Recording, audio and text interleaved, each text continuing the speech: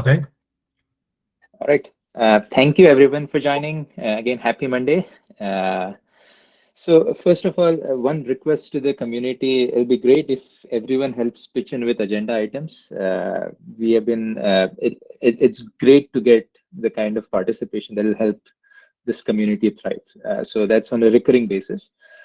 So the way I tried to do this was looked at the past meetings and looked at any follow-up. So one request to the group is chair election. Like we have discussed, the chair for this particular SIG is reserved for a telco. I saw, and the nomination ends tomorrow. I saw Sana self-nominate herself on the wiki. So please go to the wiki, and it'll be great if more folks can self-nominate in the next 24 hours. So we could have, we can then go through the election process. Any questions?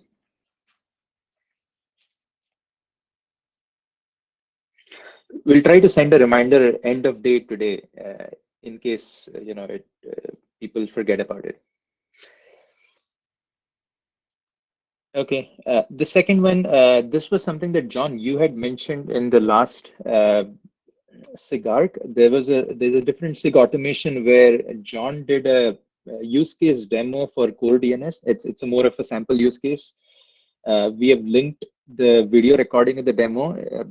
Community, please go through it. We are happy to discuss it further as an example. And John, if you had anything else to add.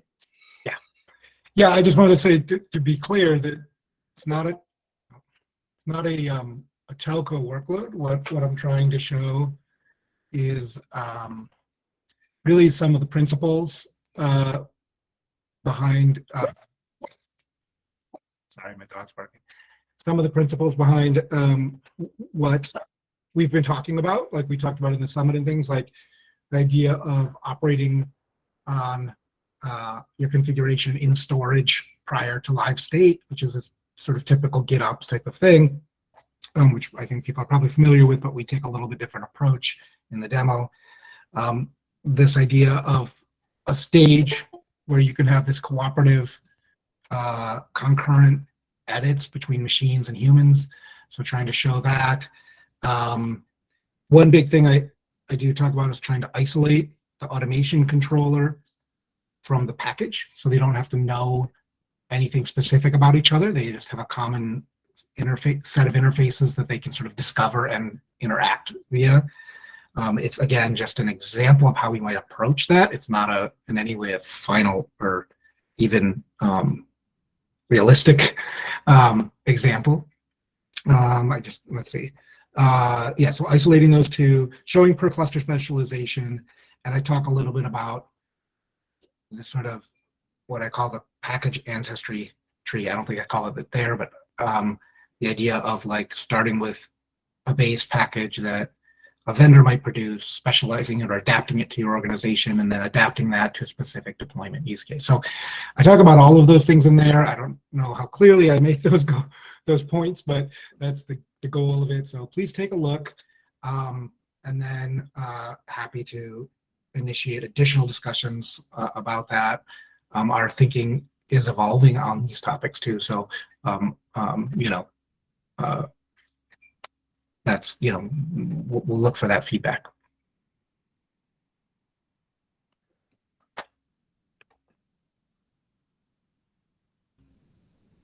See a few raised hands. Vin.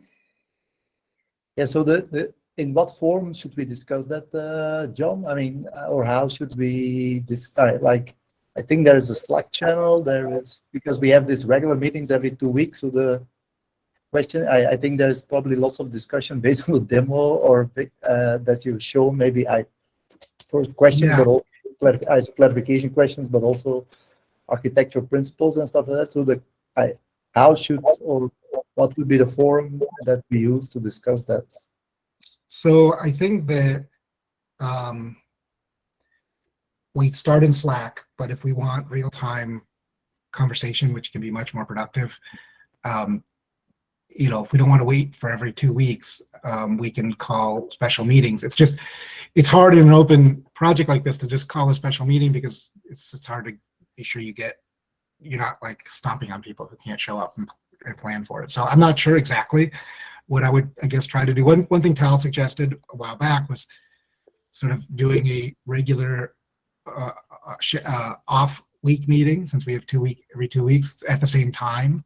But you know, I know this time also isn't all that convenient for everybody. So I'm open to suggestions there, Wim. I certainly think starting on Slack is the place to start. Yeah, because on Slack, should we then maybe set up this architecture? There's also per SIG group a channel. There are channels per group, yeah.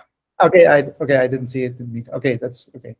Okay, let's start there, and then we can see how we progress from there. Yeah, sounds good.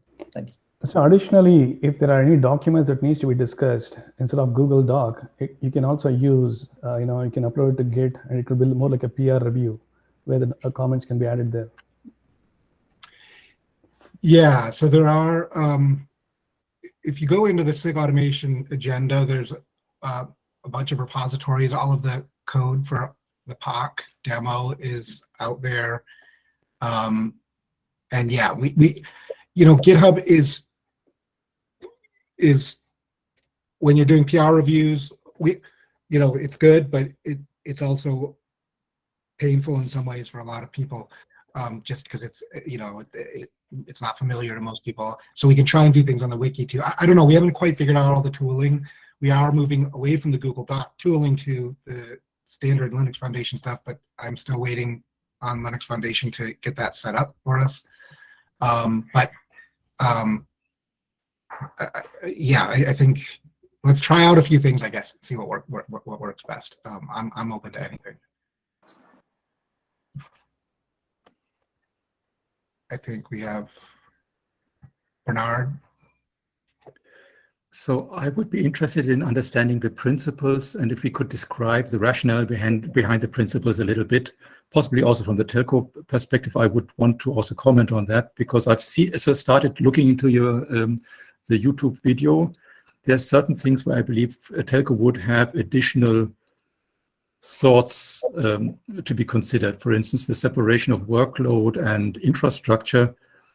If we have end-to-end responsibility, something which doesn't help us too much at some point in time, we need to bring those things together. So the question would be sort of how could we sort of address those principles and then sort of agree commonly on what kind of principles we would like to prioritize. Yeah, that's a great point. You know, the POC demo intentionally didn't do infrastructure because just to manage scope of that, but it's definitely within, I think, what we've all talked about, our vision that we can integrate infra and workload, you know, in a way, and my thinking around that is through kind of there's what I'm showing is sort of at this level of automation, and it's just looking at an individual workload across the set of clusters.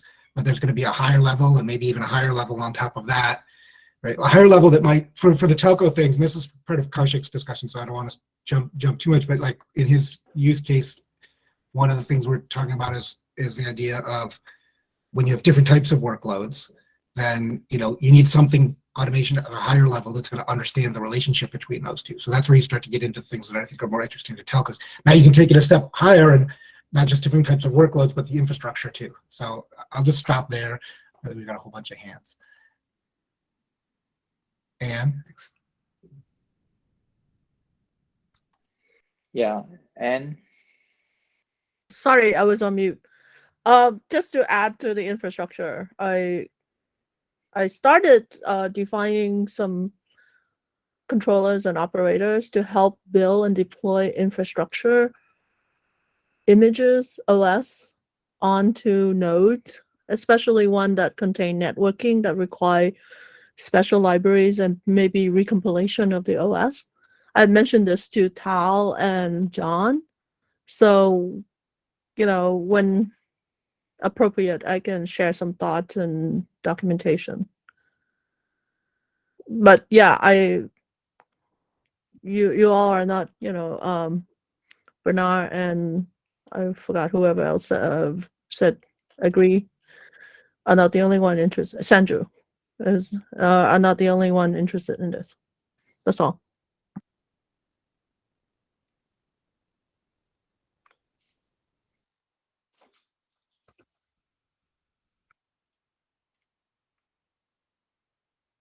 Oh, and Padma too. Hi, Padma. Hi. I think Tal is next in that line. Sure. So I thought, we might as well discuss it here in the SIG right now, the POC. This is SIG architecture, so maybe we can really discuss, John, your POC from an architectural point of view. I mean, a lot of it was specifically about implementation, but maybe you can bring up some of the slides you made, the document that you created for the POC, and we can kind of look at the components from that mid-high level view. As you said, it's not the highest level yet, but look at the architectural components that you're proposing and discuss it. Might as well do it today. I'm fine with that. We have other topics on the agenda, so I'm not gonna, I'm happy to do that. It's up to the community here or the vice chair. I don't know how we want to manage the agenda. Yeah, no, I think that's fair. But if you folks don't mind, can we walk through? I feel we can keep about 25 minutes at the end for John's presentation. If we can run through the rest of the agenda topics, would that be okay? Sure. Perfect. I see Padma. Yeah, just I don't want to belabor a lot of things that were discussed regarding telcos, right? Telcos specifically has some stickiness, particularly when we get into the far edge. So is the goal, so are we sort of thinking that we come up with some high level workflows or some kind of scenarios that we can discuss? Because I would be interested in seeing how do we mix the cloud-based, container-based deployments with more of the, classical, like the radios are, they are not, but you have to associate all of them, right? When you're doing lifecycle management, there is that sticky part of the RAN deployment that needs to be worked as well. So are we thinking in this group that we would actually come up with some workflows or scenarios before we get into the nitty-gritty details of the implementation?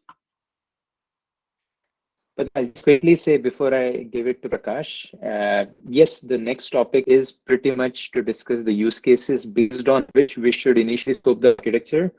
And then, of course, it should be extensible to then be expanded to this full suite of use cases that we want to get to. Okay. Prakash?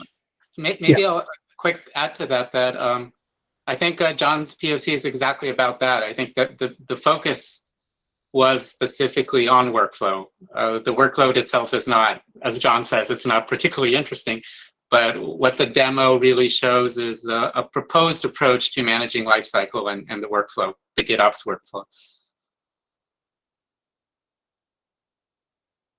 Absolutely. Okay. Anything else, Prakash?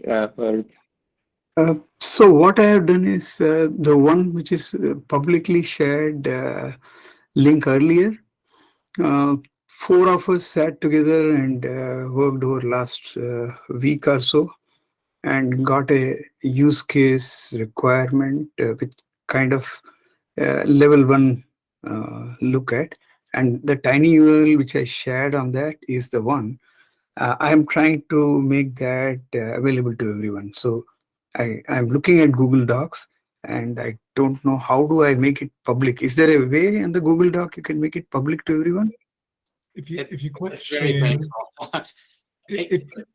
Yeah. The problem is probably you're using your own. Yeah, I'm using mine, of course, because I didn't know where to put it. And the other one I tried, I'm not good at GitHub, so that was one of the problems I faced earlier. So if somebody can help put it into GitHub, I don't mind using it that way. Or if you put it in Nephew's Google Drive, then we all have access. to it there. Okay, so where is that Google Drive I can push this in? You tell me where do you want to move it? Just It's linked in the agenda. There's a Google Drive link in the agenda at the top of the agenda that's the folder. But you'll have access to it. You'll have write access to it if you're in the Google group. Okay. The world has read access, but I Mhm. get a little paranoid. I didn't give the world write access. I just changed the access on the link, Prakash. See if everybody can access it now. Oh, thank you. Thank you for that. Like the document. Mhm. I don't know whether it worked or not, but since you are the author of the document, Mhm. but I had the edit privileges. So Yeah, you had. I had given you the super. Yeah. I can see it now. Yeah, Yeah, we can okay. see it now. Thanks. So everybody should be able to see it now. Yeah. Yes. Thank you. So when we go into discussion, I'll go over it and explain. Okay, thanks. Perfect. Thank you, Prakash. Maybe that's a great segue into the main agenda topic, which was, I think last week we had talked about requesting telcos to help narrow down the use cases. Maybe some of this we need to improve the communication, Prakash. Like I was not aware of the work that you did. It's great. We'll maybe have you talk for a few minutes on that. What we did internally within Google was based on some of these discussions, maybe individually with some of the telco community members, we came up with 4 user stories, if we may put it, right?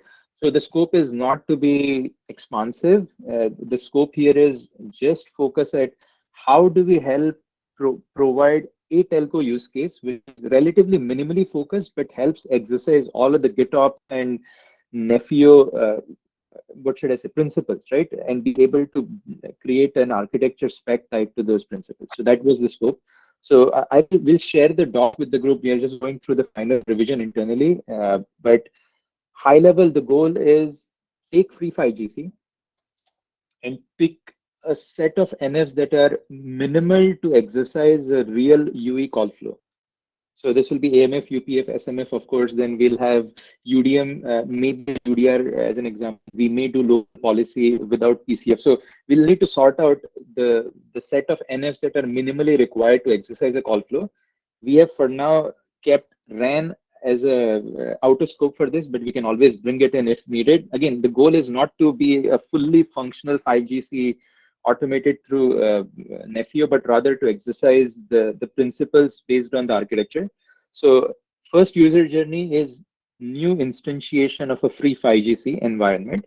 It'll be a hybrid deployment, meaning you'll have a centralized regional cluster where some of the NFs, control plane NFs will be deployed, and then UPF and so forth will be on the edge clusters. We are requesting 2 edge clusters to simulate, 2 different sites or 2 different metros and so forth. So that's first use case. Again, I will share the doc with you for your perusal without going into too much specifics. Second user story is around upgrading the user plane. So typical capacity upgrade use case. And this will involve both instantiating a new UPF on a new edge cluster. Let's say that's the use case, and or increasing, let's say expanding the memory and resources for an existing UPF, depending on which type of capacity upgrade scenario that a telco is interested in.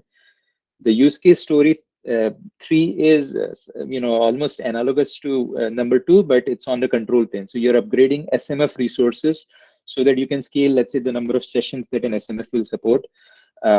And user story 4 is almost like a combo of 2 and 3. You need to upgrade data plane capacity, but then that also needs to, that has a dependency on augmenting your control plane capacity. So all of those dependencies need to be orchestrated through Nefio, and everything has to be done almost in a idempotent way. So those are the 4 high-level use cases that we're proposing. We have some more details of what we think could be the initial, I wouldn't say architecture, but almost like a functional design spec. And we need to then figure out, hey, do these use cases resonate with the telco groups? And if yes, what would be the next set of steps? So I'll just park it for there, and I see a few raised hands. So Bernard first.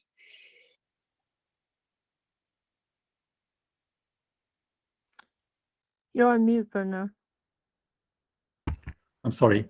So I would be again interested in the principles and the rationale which we would like to demonstrate, and the transferability of the results of the POCs. That means sort of if we are because with operators you can do anything, and I would be very interested in understanding sort of what is a good operator approach which would fit into this nephew concept. Which things would we have to request from the workload providers or infrastructure providers so that these things can demonstrate these principles which we would have in mind. That would be important from my perspective in order to make this use case valuable for us, because we've done sort of thousands of GitOps types of deployments. This is not the thing which sort of solely would convince our guys to sort of follow that nephew approach. It's more about the principles regarding how the Kubernetes operators should behave. Fair point, Bernard. Hey, John, before you respond, let's have Anne also provide her comments. Yes, two questions. I mean, 2 points. The first one, I agree with Bernard because I'm also working in Open Programmable Infrastructure Linux Foundation project, and we're facing the same issue. We started out by defining, POC widgets and all that, coding blocks, and now we're all sitting around going, what's the overarching principle that guide all these efforts? Second point, I'm looking at your document. I forgot who proposed it, Sanju, and it seemed to only talk about the small cell use case. And you, KJ, has just, Kaushik just talk about 4 use cases. So I'm not so sure if I'm looking at the right doc. Hey, and I'll respond to your last question before I give it to John. So it looks like there were independent activities. There was one which the document that Prakash and team had created. I was personally at least not aware. Maybe some of you were. And I have not yet, like I said, looked at the document. I just got access.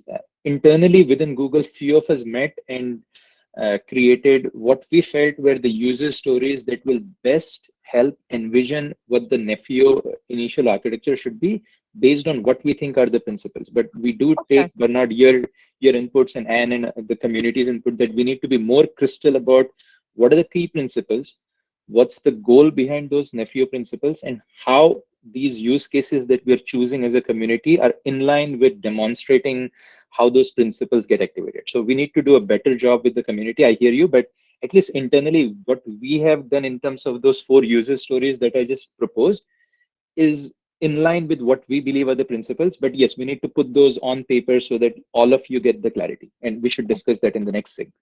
Yeah, follow up really quickly. The use cases, do you have a link to that? Sorry, I think I was looking at Kaushik or Prakash document thinking confusion on my part. Yeah, so if you don't mind, and we are just going through one final iteration internally, we will share it out by end of day today with the community. And we'll put the link in this document, maybe send an email out to the group. Okay, thank you. John. Sure. Yeah, so to respond to Bernard, so this is a good point. I think that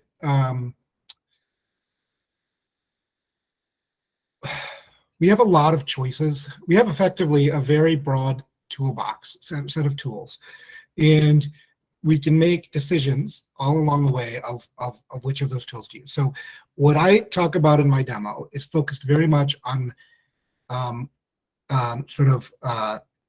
left of the live state. So I tend to think of this whole flow as you're starting with,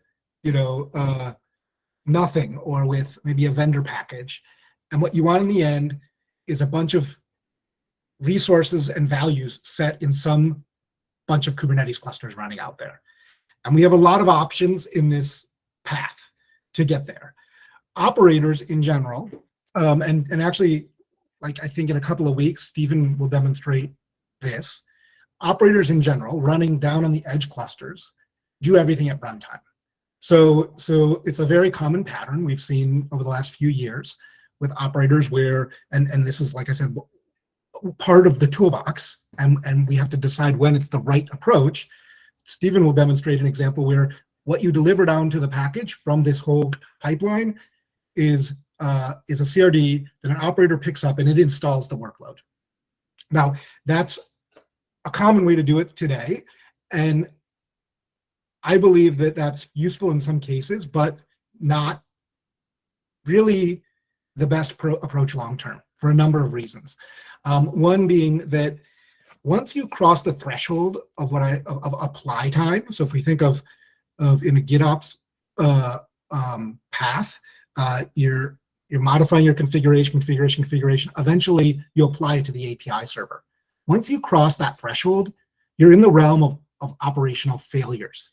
Things that go wrong break your workloads. And everything to the left of that, mistakes you make, you have opportunities to catch before they break your workload. So I believe that our automations, our human edits, everything we do, as much as possible, and there are limits to that, should be done before apply time. So the typical operator workload, that common current mechanism in our toolbox, has this disadvantage that automations happen at runtime and they can break operational service. They also have a disadvantage in that they're all in code and effectively uncorrectable without changes to code. I need to change the operator and roll out a new operator in order to fix a bug in that operator. Things before that, if an automation makes a mistake, a human can come in and correct it before apply time. And I don't have to wait for some vendor, their qualification cycle, to proceed with what I'm doing. So my goal with this is to examine this pipeline and try to push as much as possible. And this is a term, I hate to use it because it's cliche, but this shift left term you'll hear throughout the industry these days. And this is what it's about. It's about pushing things earlier in the cycle, putting automated validations and gates in place such that we can avoid operational failures. So in my demo, I'm completely focused on it. There is no operator. And everything is done.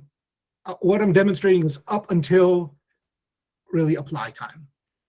Steven's demo later with Free5GC, we'll take the other approach, because we need to examine all of these approaches and we need to know what tools we have. And we need to make decisions. There are very good reasons to use runtime things, right? If you have to adjust to runtime circumstances, you're going to need to do that at runtime. So there's totally legit reasons to do that. But when it's not necessary, I prefer not to do it. So that's one of the architectural principles I'm trying to illustrate. I'll just stop there. So yeah, this is very interesting. I want to underscore maybe Bernard's point, and also John, that your point is very, very important here, right?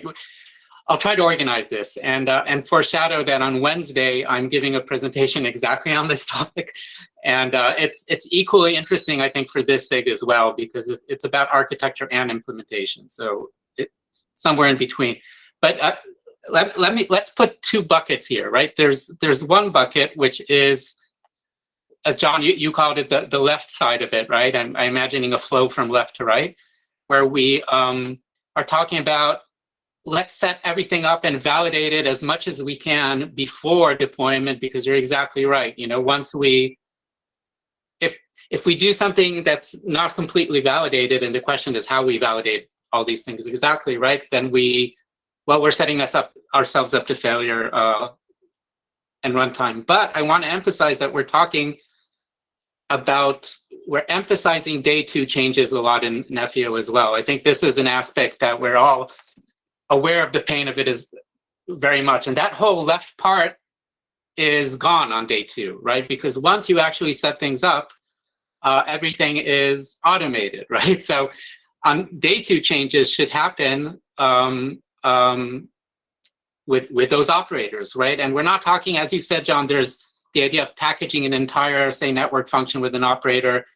Not always the best approach, right? There are advantages and disadvantages. I discussed that a bit in the document I shared with everybody on CNFs and operators. But if it's composed of smaller operators too, that will be part of what I think Nefio will eventually provide, then that responsibility is not all in one place, and it's not all on the vendor. right? It's part of it would be on the Nefio project, right? What we create. So if we create high quality operators that are stable and can manage day 2 changes, then we're in a good place, right? Because it means less responsibility for the operators. They only have to manage things that have to do with their specific functionality and workloads, and don't have to worry about the more plumbing, networking, Kubernetes specific stuff. Those are gaps that I think we're hoping to fill. And again, on Wednesday, I'll discuss, specifically the aspects of where these operators lie. And one of my conclusions is that a lot of the work is actually not in the workload clusters, but in the management clusters. Those become very important for day 2, specifically because that's the only place where we can really deal with high-level infrastructure-related things. For example, configuring a BIOS, right? That happens before you install the cluster itself. So the management cluster becomes, I think, will become a very important focus for our group for this project. If I can just, sorry to jump the line, but respond to that. I agree with most of what you said, and actually in the end, you said something that brought me, that was the point I was going to make, which is I disagree that all of that stuff is gone on day 2. That's actually what I want to change. What I want to change is I want to push all those day 2 things also to the management cluster, also to automations running in the management cluster, which I think is what you're saying at the conclusion of your statement. So certain things, if I want to change the CPU, which is a sort of vanilla Kubernetes thing to do, I can do that at the management cluster and validate it there. I don't need to do that down at runtime, and let Kubernetes handle the world deployment. So like, I can push a lot of day 2 things if I have automation in the management cluster, if I have automation before apply time. That's, to me, a central idea. May I just jump in and share one picture really quick to underscore both of your points? Is that okay? Please. Sure.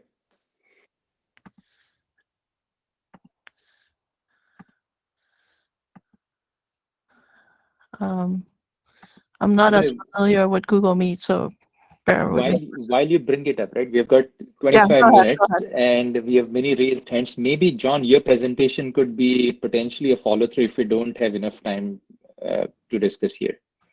Here's a picture. Sorry. Another meeting next Monday. I'm off the rest of this week after today, so I can't do it later this week, but I'm happy to go through it on Monday next week, like a shadow meeting, or obviously there's the recording, but Yeah. No, really quick, what I did is I took what John proposed and plug it into a control management, the management cluster for OPI, basically. And it underscored the loop back for day 2. So you start your flow, things go smoothly, you deploy. If things doesn't go smoothly, you need to rebuild. You go from 6B to 7, where you invoke the build controller to build it, and then register it, and then push it again. That's all. I'll stop sharing and return to discussion if I can figure out how to stop sharing.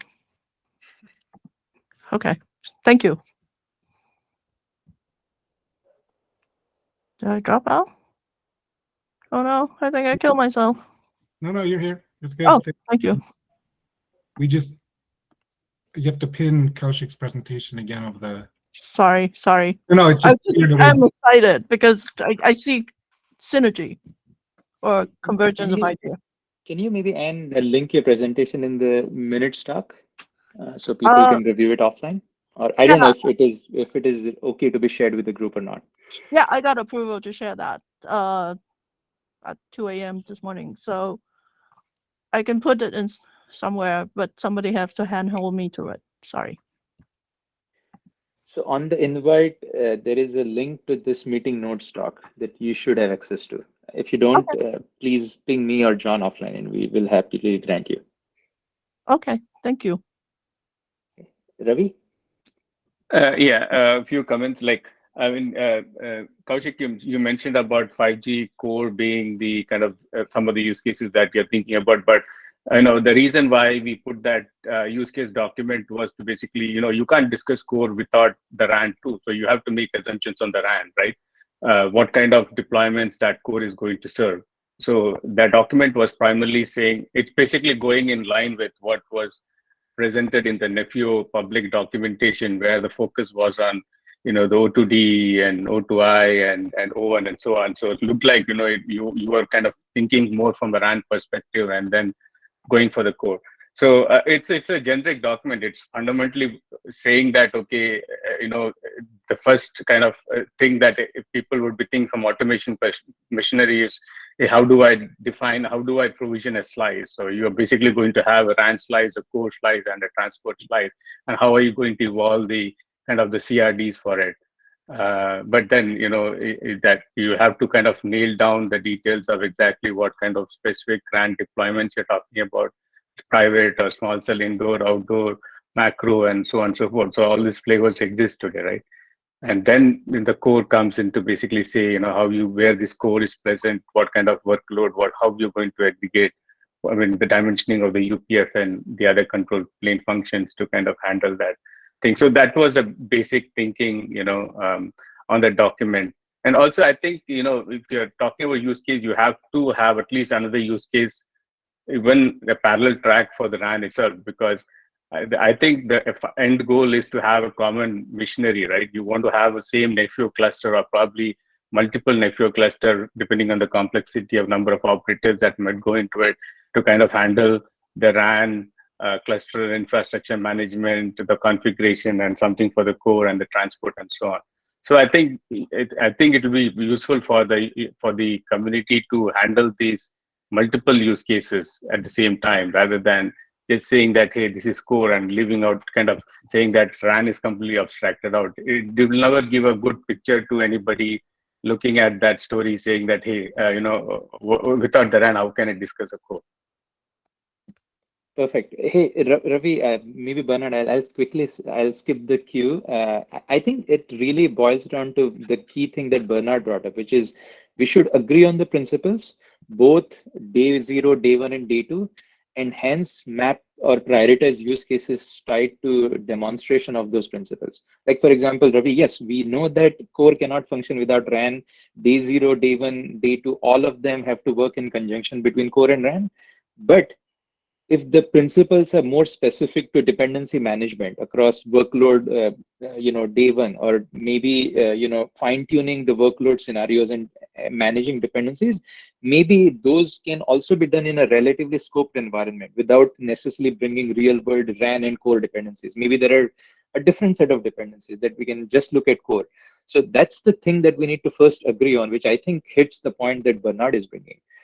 My goal is to both ensure all of the P0 principles get addressed, but then also limit the scope of Nefio V1 so that we don't go too broad as a community. So I think where to drive that middle ground and marry both of those considerations is the key. Okay. No, so yeah, I would say there are these specific, basically non-functional considerations for the core. I'm sure there should be for the RAN as well. I think so. As a community, we should evolve both of them and see what the implications of Nefio is, because I would say, if you can solve the RAN problem, you can solve the core problem, because it's a lot more pressing and demanding kind of scale and requirements out there. So what I'm saying is that both the discussions should happen within the group. So.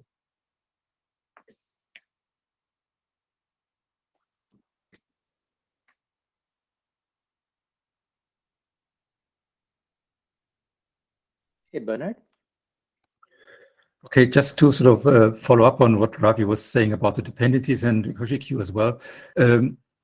I was thinking that sort of creating an operator which is sort of not trying to manage, is managing a resource or a service which is isolated is easy, because sort of it doesn't have to take care of the rest of the world, just sort of make sure that it's provisioned and it's up and running. You can do whatever you like in upgrading, etc. The complexity comes with the dependencies between other components, infrastructure, etc. And therefore, if we're talking about dependencies, I would like to start thinking about the types of dependencies which we could foresee, because each example which we are trying to look at, are so many sort of different solutions out there we will not be able to transfer our findings if we don't categorize those types of dependencies to a certain degree. And ideally, out of those types of dependencies, derive how should CRDs be structured, how would different operators potentially communicate with one another, or sort of via sort of cross-functional mechanisms to sort of address exactly the sort of complexities of the dependencies of these solutions which we need to currently manage. So all this has previously been done in in the laboratories of the workload providers. Now we're doing that sort of in the CSP environment, and the CSPs are typically not very good in integration. So what we would love to see from the Nephew project are guidelines of how we can manage those dependencies between those different components in a more efficient way, coming up with common conclusions of how these different sort of components should behave, how we should structure CRDs, etc. That's what we would be loving to see to simplify our lives, because we're now not only telco operators, we're also now to a certain degree integrators, and we need to learn how to do that more efficiently.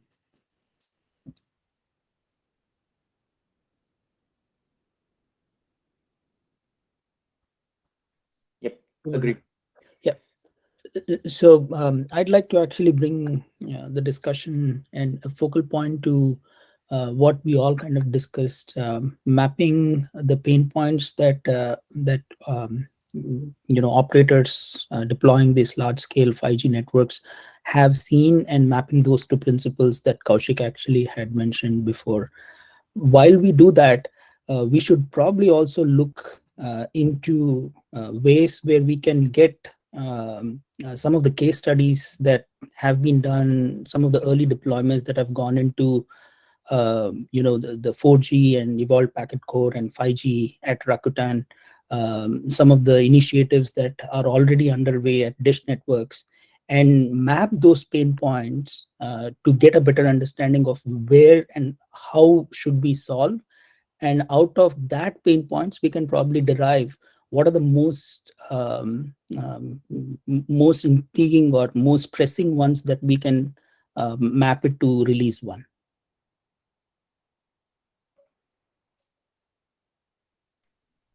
Yep. Point taken, Sanju. Prakash?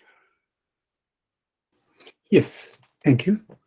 I would like to say that components are key. So what components do we have as part of, like Steven example goes ahead with a core, free 5G core. And that is one model where you have got one unit. But if you have multiple units distributed, they can be represented in terms of a DAG or something, or a distributed, directed acyclic graph or something. So if we deal at that level, components at radio level, at the distributed level, at the central, and again the core and the in between the transport. So if we have identified the components, then it is easy to say, okay, this is what we want to do. We can individually, each units can be onboarded with day zero, all that. But when it comes to maintenance, that is where the challenge comes. If it is distributed, how do we go about it, and how we should implement them with the standard interfaces which are available in industry as well as in 3GPP, different standards. Of course, coming from the cloud side, it's different. You just go bottom up, whereas coming from the telco side, you go top down, and we are in between sandwich. Where do we go when the components are all distributed? So the management should try to focus on saying that these are the components, because tomorrow these components can be provided by the vendors, and it can easily be part of this with multiple vendors and multiple releases and versions and all that. So it would be advisable to take a look end to end and then say, okay, these are the components which are MVP, you can, as you said, and then try to shift left as John mentioned, and try to see these are the things which we can put together in a in a phased way. Of course, we have to phase it because we cannot do everything, we cannot chew everything. So that would be the suggestion from my side. Thank you.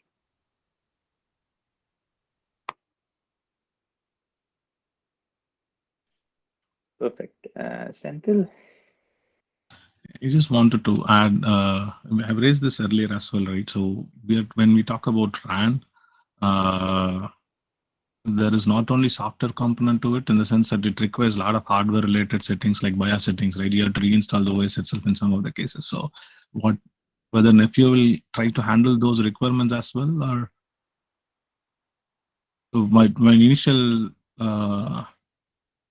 talk at the conference was Nephew will handle those things as well. Right? If that is the case, we should have some use cases representing that as well for the RAN stack. Okay. Yes, I mean, absolutely. It should be in scope for Nephew. I think we all are saying repeatedly that we need to agree on the principles. We need telcos based on your existing pain points and where you think biggest bang for the buck is to help prioritize the use cases that will thematically help map those principles to realities. And then the community works on the architecture based on those use cases. So I think that's the logical flow. I would really request what I would request this group, the telcos, please take the Nephew use cases document that Prakash and team had created. Let's make sure you all have triangulated internally. Google will share what we thought would be use cases. Let's work offline on those two documents, meaning let's please provide your comments. Maybe it could be a smaller group discussion just between some of us who have created these documents. And before next meeting, to the extent possible, we should try to agree on, between telcos, we should try to agree on the prioritized use cases, right? And I would have, and hopefully we would then have the chair from a telco, and the chair can help triangulate that with the telcos and help present almost like a semi-official view of what you think would be, should be the Nephew V1 priorities. Because otherwise we all have slightly different ways of thinking about the same problem. John, what we should do within Google is help document clearly what the Nephew principle should be, and maybe even a priority order of why we think certain principles have to be orchestrated or addressed in a certain order of sorts. And then we should share that in writing with the group, especially with the telco, so they can triangulate their use cases tied to those principles. And we should marry both of those to then lead to a prioritization. That would be my proposal, but I am open to the community if you have alternate or better proposals. Padma. Yeah, one question for clarification is, when we talk about lifecycle management, talking about these different components, the RAN, disaggregated RAN, as well as connectivity, there's some discussions that are happening in ORAN as part of the lifecycle management, and use cases are being defined. Would we leverage some of those? They're at a higher level than you probably want, but then starting with some of those, and I guess many of us over here participate in those discussions as well. Would it make sense to leverage some of those?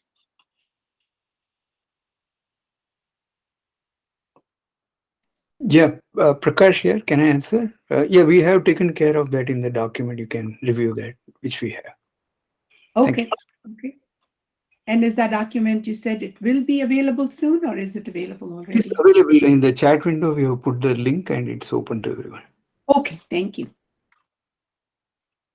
That document seemed to be more about network slicing than all of ORAN use cases, no?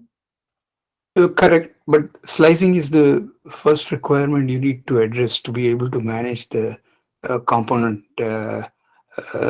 connectivity as well as various dependencies. 5G, for any 5G use case, slicing is a must. Yes, I'm part of ORAN, I'm well aware, but I'm just curious why network slicing goes first instead of some of the other more basic use cases in ORAN. So it was saying more from a top-down perspective, right? I mean, you want to define the open APIs. So above the open APIs is your SO or OSSBS system through which the customer is requesting something. And then you got to kind of map it to those open APIs, so CRDs that will further kind of ramify into the cloud infrastructure requirement, your network function orchestration, and the network function configuration, and that happens across your RAN, core, and transport, right? So it was coming from the top-down view. That's how kind of that's how we have written it in the document. Yeah, maybe I just misunderstood. To me, network slicing is just another way of saying software-defined wide area network for wireless, right?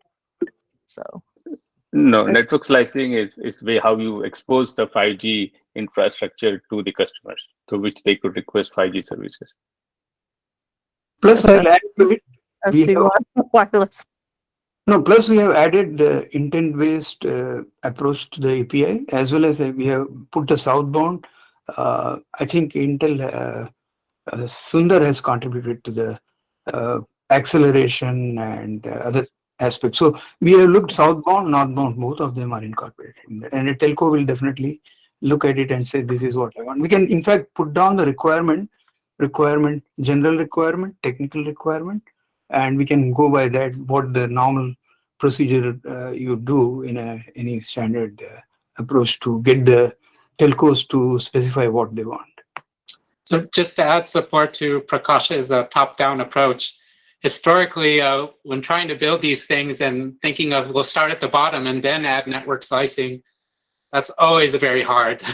If you don't think of network slicing from the very start, then it's going to be very hard to retrofit everything later. So I think for us, taking a top-down approach is a good idea.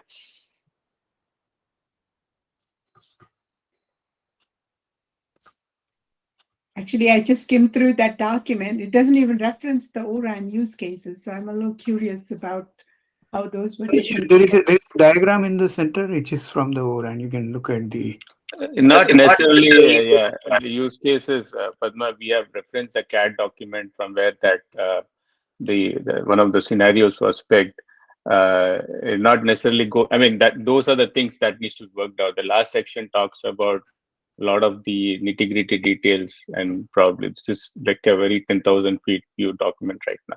Yeah, the CAD document, I mean, some of us live and breathe the ORAN a lot, right? The CAD document is great, but then I was talking more about the Working Group 6 use cases, which talk about the flow of, how you instantiate it. There's also a TR that's just specifically for lifecycle management, right?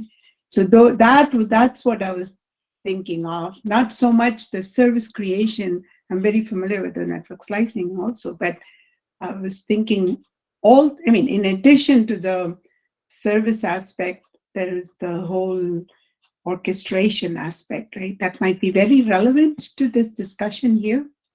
Hey, partner, how about this? Once Kaushik and Google has published their 4 use cases, we can take that and cross-correlate it with the, and then come back to this forum. Absolutely. Yeah, maybe that's the best approach. We'll take a look at but that is going to be on the core. I don't think you'll see any intersection on the RAN side.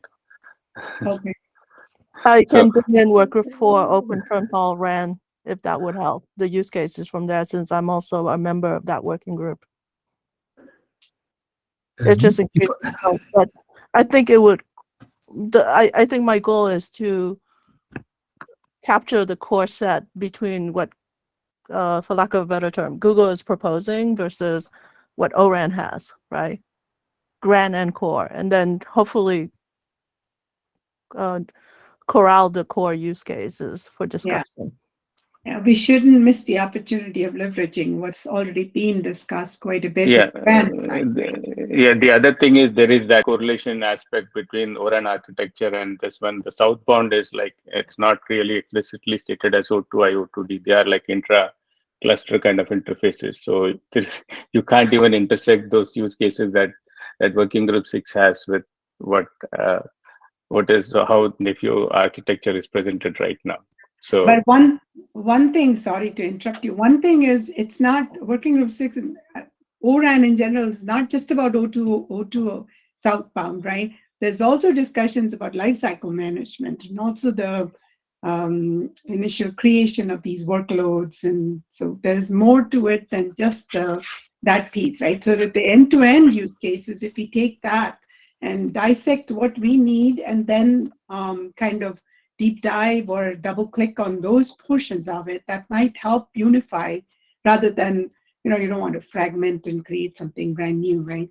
That was the whole. Yeah. And don't forget If I O1 may- if- security. I'll shut up now. Sorry. So if I may, I believe we should benchmark sort of our use cases related to sort of what is the difference of the Nephew approach related to what Ericsson, Nokia, Mavenir, etc. could provide as a solution. Because if we're looking at the use cases, we can buy them sort of from the vendors. A vendor will say, I can do that for you.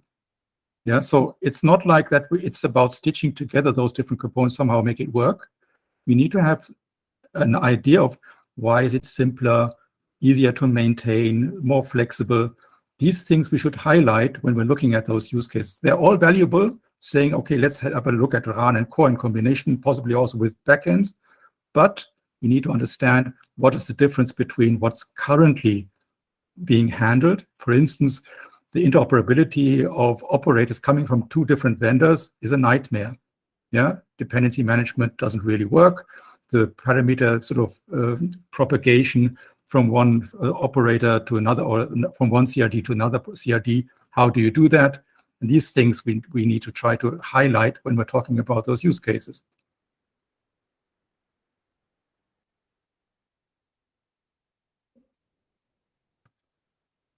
Agreed.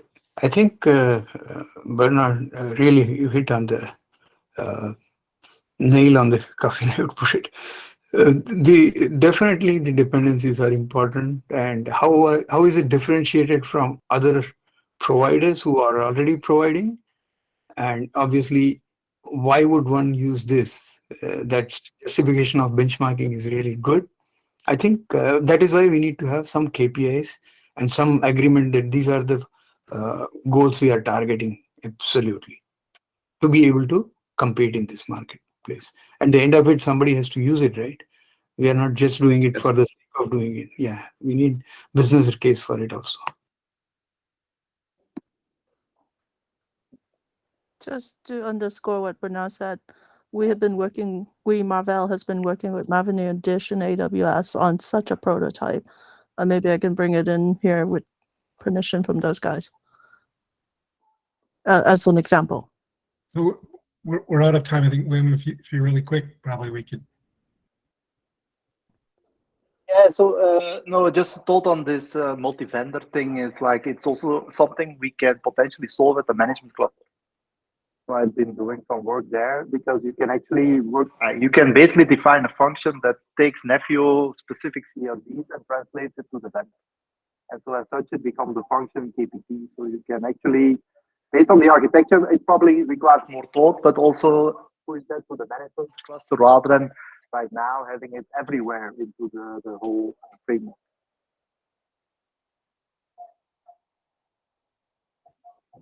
Just one last question. Do we have a shadow meeting on Monday, next Monday?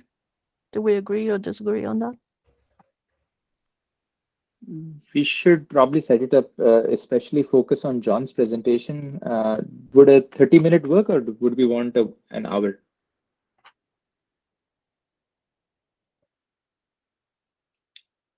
To be clear, there's already a recording of the presentation. I think we were talking about discussing the presentation, right? So kind of a next step. Right. That would be ideal if everybody watches it ahead of time, and then we can discuss it and we'll make more headway. So John, I will schedule 30 minutes, 9 to 9:30, which would be similar to this time frame. Would that work for the group? Yes. Yes. Yes. Perfect. Thank you, everyone. This was, again, a lively discussion. Of course, we have lots of interesting areas to narrow down, agree on, and so forth. So I will send out the AIs, or rather list them in the meeting notes, the key AIs that we all discussed here.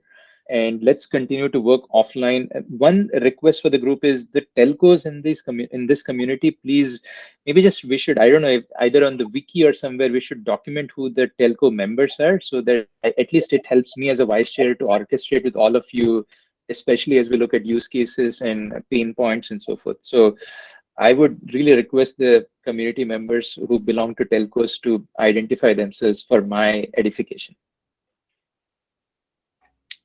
Okay. Right. Thank you so much, everyone, and see you all next week. Are we reusing this for the release me SIG? No, it's a different. Okay, thank you. Yeah, that's a different meeting. Okay, bye. Bye-bye.